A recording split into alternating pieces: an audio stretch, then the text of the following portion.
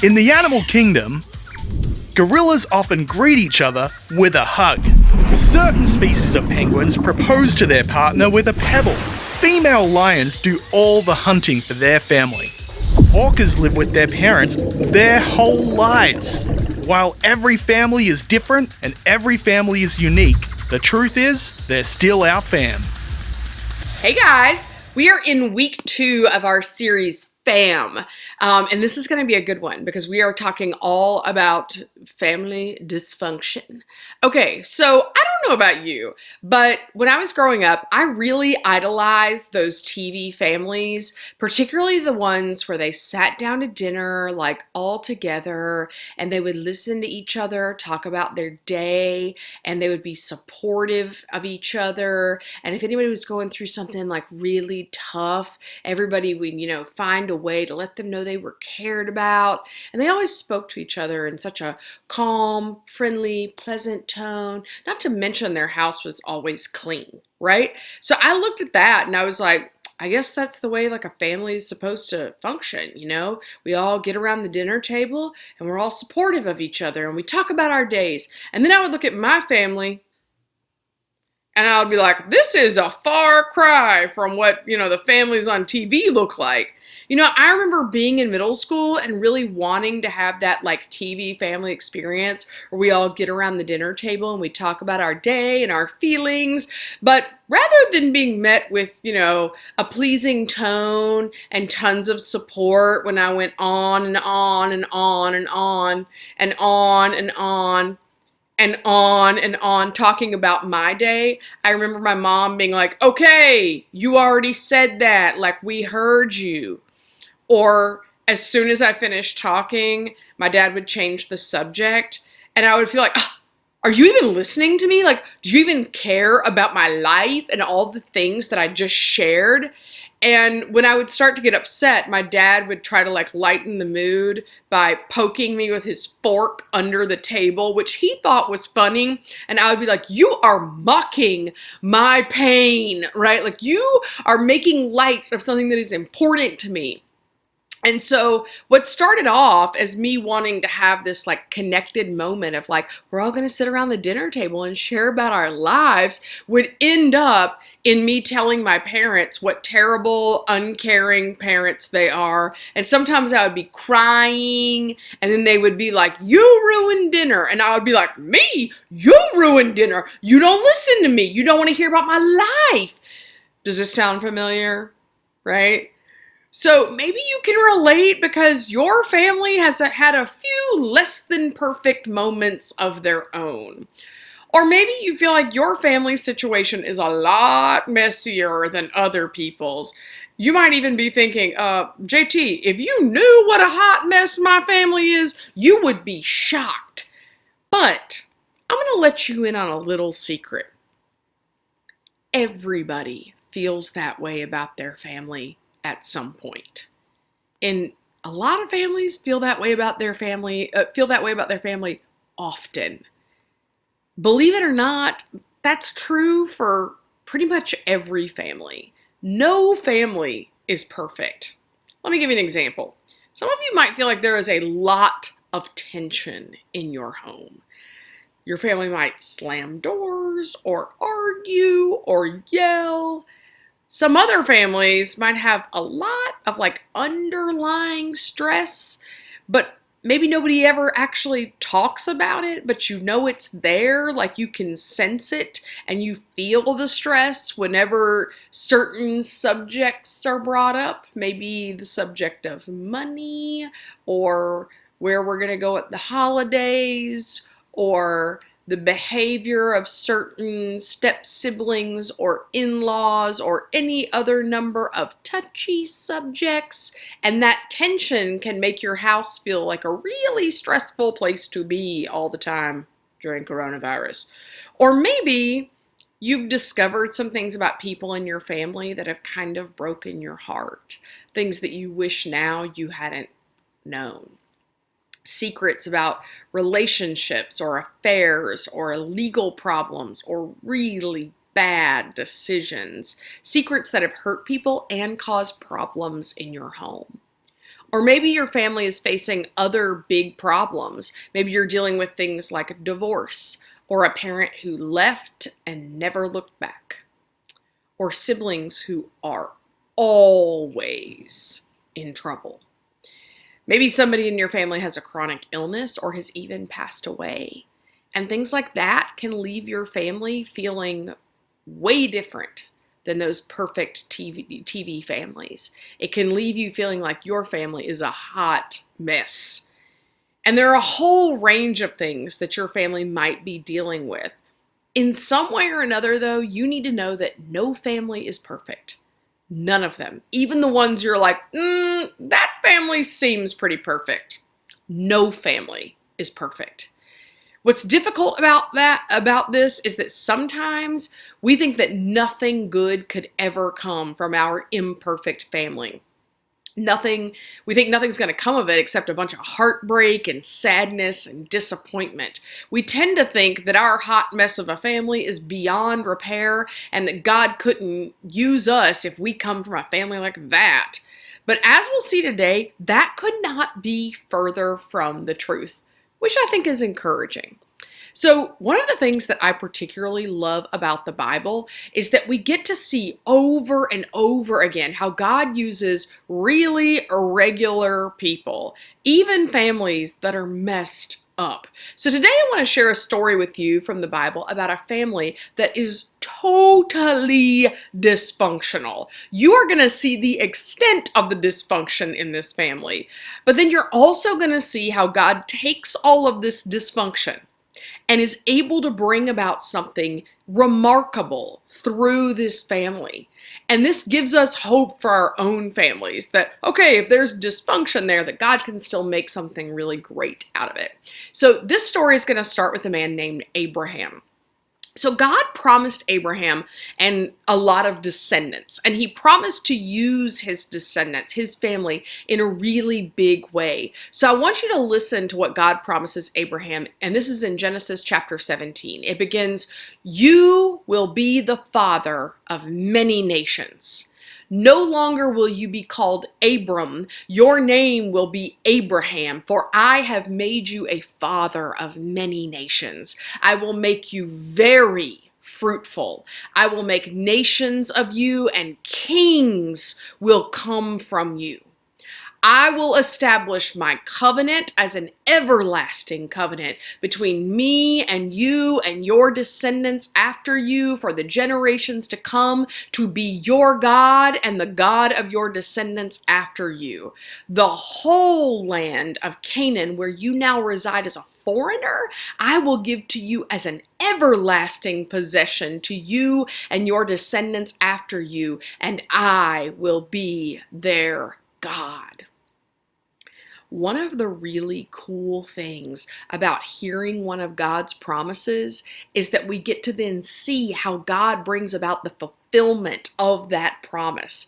However, as you listen to the details about this family, about Abraham's family, it doesn't sound like anything good is about to come from this family. So let's dive in. So here we've got Abraham, and Abraham has a son named Isaac. And Isaac then has two sons, and they're twins. They're named Esau and Jacob.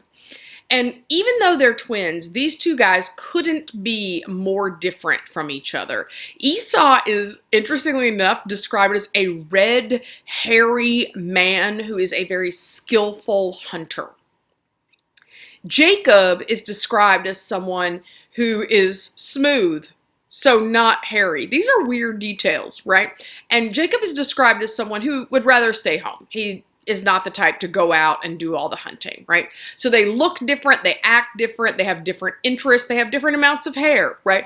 And all these differences cause a lot of drama between the two of them. Sound familiar? Differences causing drama between siblings? Can you relate? Right? So even though Jacob and Esau are twins, Esau was born first, and being the firstborn was a really big deal in this culture. For one, being the firstborn meant that Esau has got the birthright. And what the birthright is that it meant that he would be in charge of the family wealth and property when their father Isaac died. That's a big deal. Also, there's more. Being the firstborn meant that Esau got the blessing. So in the blessing, he would receive the family's future wealth and prosperity. And since this family came from Abraham, so remember there's Abraham, then his son Isaac, and then Esau and Jacob. Esau's blessing would also include all of the promises that God had made to Abraham and his descendants. Promises to make their name great, and to do big things through their family, and to bless all people through this one family. Now you can imagine, Jacob, the younger twin, is not a fan of this situation because we've just heard that Esau is going to get a birthright and he's going to get a blessing. And what is Jacob, the second-born, going to get? Nothing. And you have to remember here, Jacob is second-born only by a couple of minutes because they're twins, right? So growing up, it wouldn't have necessarily probably felt like, oh, you're the older one. It's like, well, they're twins. They're always the same age, right? The firstborn, second-born thing is just by a couple minutes. But being second-born, Jacob is really at a disadvantage. He doesn't get the blessing. He doesn't get the birthright. Now, here's an interesting thing. Their mother, Rebecca, really favored Jacob over Esau. So she's got a favorite child. And so together, Jacob and his mom plot together a plan, a devious plan. So first, Jacob convinces Esau to promise the birthright to him. And honestly, he doesn't need a lot of convincing. Esau is really, really hungry one day, and so Jacob offers him a bowl of stew in exchange for the birthright. Basically like, hey, I'll give you some stew if you'll give me the birthright. Now, we know that's not necessarily an even trade. It's not an even trade. But here's the thing. When we're desperate, in this case, desperate for food, we will often settle for something that we know is inferior. Like when you're super hungry and you settle for eating something that's not even that good, something you don't even really like, but you'll eat it because you're really, really hungry. So here's Esau's hunger leads him to agree to something, to giving over his birthright, something that he knows he shouldn't have agreed to. But he did it because in the moment, he was super hungry. And so now with the birthright all his, Jacob just needs to trick his father Isaac into giving him the blessing instead of Esau. Now, because Isaac was older and towards the end of his life, his eyesight was pretty much gone. He was essentially blind.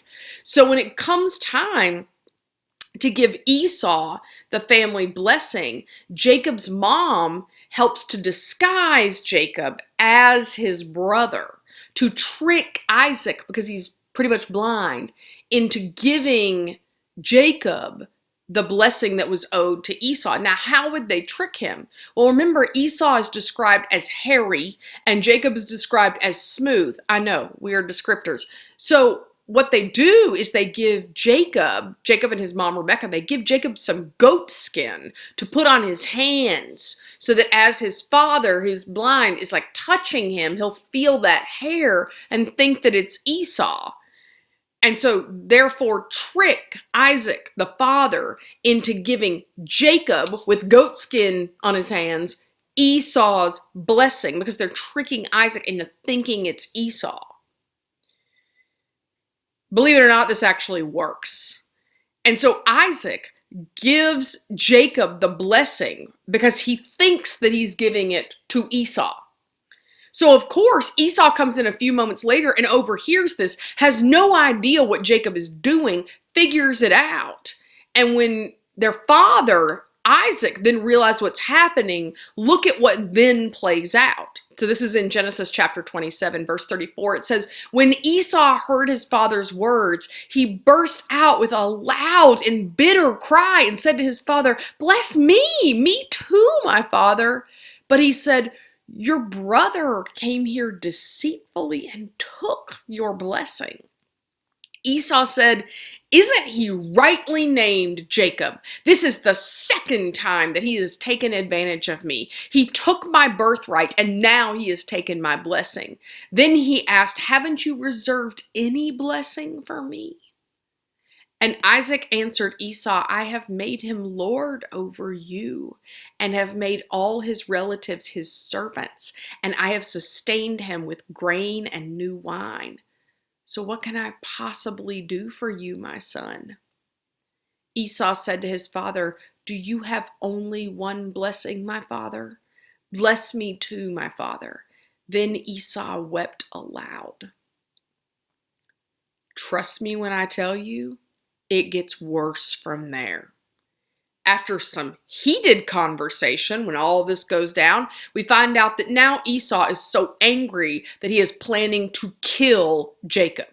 So Rebekah, because remember Rebekah favors Jacob, Rebekah sends Jacob away to protect him from his brother Esau because Esau wants to kill him. So now, on top of everything else, now the family is just totally fractured, totally split apart.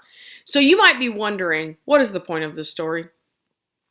Well, first, look at how messed up this family is. If you have ever felt like your family is messed up, this is pretty messed up. And also keep in mind that God said he is going to do something wonderful through this family. But right now, what I'm seeing is a lot of lying and deception. You've got a parent that clearly favors one child over the other. You've got stealing a blessing through manipulation. You've got a murder plot. You've got a family that is totally fractured. But in spite of that, in spite of all of that mess and all of that dysfunction, God says he has an important future planned for this family. That he has promised something great to Abraham and his descendants, and that the mess in this family isn't going to change that. Their family doesn't have to be picture perfect for God to use them to bring about great good. And so let's talk about how this ultimately plays out. Let's fast forward hundreds and hundreds of years after this happened. So you've got this writer of a book in the Bible called Hebrews who is looking back at this very story. And as the writer is looking back, hindsight, looking at all of this, they're not talking about the mess. They're not talking about the bad choices. They're not talking about the pain in the family. Listen to what the writer in Hebrews said in chapter 11, verse 20. They said, "By faith, Isaac blessed Jacob and Esau in regard to their future." By faith, Isaac blessed Jacob and Esau in regard to their future. You see, Isaac did eventually pass on a blessing to Esau. It wasn't the same as the original blessing that Jacob stole, but it was something. It was an act of faith. Even though there were a lot of really bad moments in this family, the very act of Isaac passing on a blessing in his family is an act of faith. Because what he's doing is he's saying, I believe what God has said about our family. I believe that what God has said is true. I believe he has something good in store for our family in the future, in spite of all of this mess. Ultimately, the promises that God had made to Abraham and his descendants are fulfilled in Jesus Christ. Abraham, Isaac, and Jacob are ancestors of Jesus. So when we talk about the promises that God made when he said, I have something incredible for Abraham and his descendants, well, you trace Abraham's descendants and they go down to Jesus. I don't know that it gets more incredible than that. So you take this family that has all this dysfunction, and the ultimate good that God brings out of this family is Jesus. God had a plan for this imperfect, broken family. And even in the middle of so much pain and so many problems, Isaac trusts God to come through. And that's what I want for each one of us, to look at our own families and we might say, we got a hot mess going on in here, but to trust that God is bringing about something good in your family. Seeing how God didn't forget about or turn his back on a less than perfect family back then can give you hope that he is doing the same for your family today. No family is a perfect family, but God works anyway. God works through imperfect people and imperfect families to bring about great things, because those are the only people that there are, imperfect ones. Those are the only families that there are, imperfect ones. And so that is where God is at work. He is at work in our imperfections, in our flaws. And so a couple of things I want you to keep in mind as we get ready to wrap up. How can you participate in what God is doing in your family, even when your family looks like a mess? How can you participate in bringing about something good? So first, I want you to choose to believe that God is at work anyway. Your family is going to mess up. They're not always going to get it right. They aren't perfect. Your siblings are going to borrow your stuff and they're not going to ask. Your stepmom is going to yell at you. Your dad is going to disappoint you. No matter what your family looks like, they're not going to get it right every time. The next time that happens, instead of getting frustrated and just being so disappointed and shutting down and being like, I knew it, we're just a big old mess, I want you to resist that and instead to have faith that God is working through the mess. He knows we're not going to get it right every time. He knows that, but he is still at work, and let that give you some hope. No family is beyond God's ability to make some good come out of it. I also really encourage you to just spend some time reading God's word. It will encourage you, because what you'll find there is that the Bible is full of flawed people, because again, those are the only people there are, flawed ones, and messed up families, but God is always making something good and new out of our hot messes, right? Second thing, what I would encourage you to do is to stay connected to your family. Often when we're disappointed in our family and we're hurt by their actions, we have this tendency to want to disengage because it's easier. I get it. I often want to disengage because it is easier. We tend to want to avoid our families when things get messy. We tend to want to just go in our room and put our earbuds in and totally zone out by just being on a screen, right? We just ignore everyone and everything. But I encourage you to stay connected to your family rather than opt out when things get tough. Yeah, sometimes they're not going to get it right, and they're going to annoy you, and they're going to make bad choices. But you can help bring about what God is up to through your family by doing the hard work, by continuing to love rather than check out, by staying engaged in actively loving your family, even when it's not easy. So what does that look like? Well, rather than zoning out, what if you, even after you have conflict with mom, you try to work it out and then you try to do something fun with her to rebuild that relationship?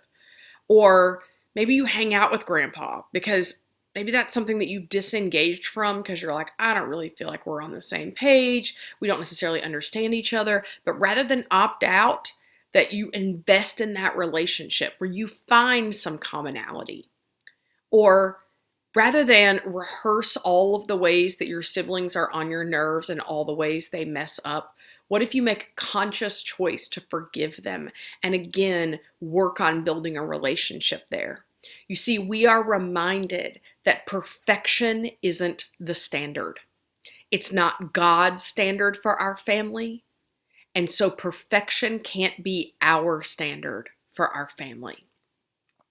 We still can engage with our family and be committed and invested and loving them when they're far from perfect, because we're far from perfect.